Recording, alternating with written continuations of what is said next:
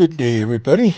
This is Doug, the Modeling Hermit, and I am in the midst of working on this project for Jim Van Zee, the local drag racing legend from my hometown. And this is this 1965 Dodge Coronet, the A990 version, super stock, I think they called it. And so we've been working on getting quite a bit done on this. I have a lot of the plumbing and such for the chassis done, and brake lines. I have a fuel line that runs in there. Thankfully, I didn't have to run it the full length here because part of it's hidden. And then I've got the brake lines to the front run. I've got those mounted up to the brake reservoir in there. Let me see if I can get this so that you can see that. And then I've got the a bunch of linkages and fuel lines and such like that run for the engine. I've got some electrical lines on that too. I still have a little bit more linkage to do on those carburetors. They're going to be kind of interesting to do. And then comes the roll bars. And I thought that I could just get by with just the little single bar at behind the driver and a couple braces to the back. And then found out, no, this has got a full roll cage. And of course I found that out after I've got the interior put together, which is really dumb of me. I should have found out first.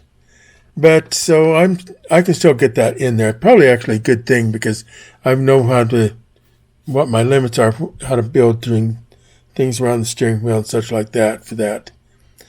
I've still got to do the seat belts in it yet, 5-part harness, but I'm going to build that separate and then glue that down into there. I'm only going to do it in the driver's seat. I'm not going to do anything on the passenger seat.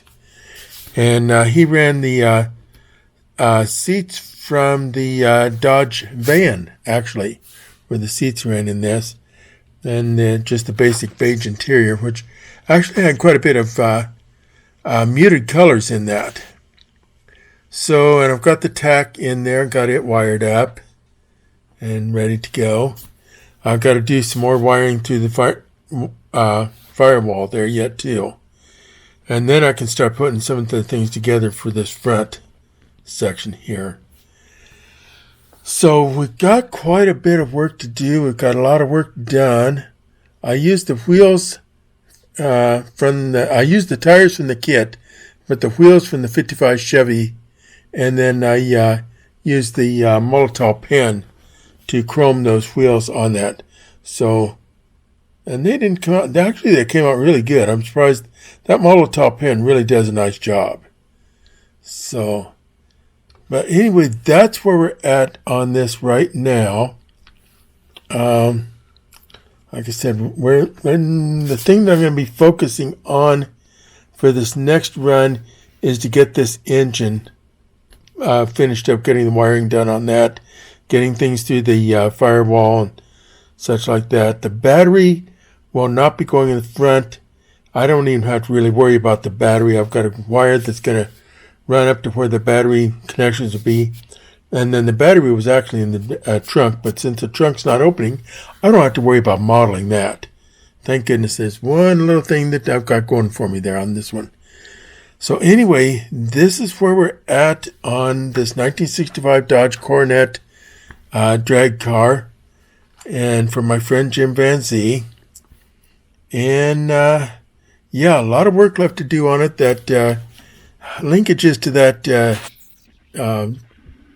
carburetors there are not the easiest things in the world to run. Those things are they're small, and with my hands, old hands not being what they were when I was in my 20s, that's quite I'm going to be using a little modeler's license on that, just do some faking, I think, there, just because I'm not sure some of it I can really do the way to do it justice.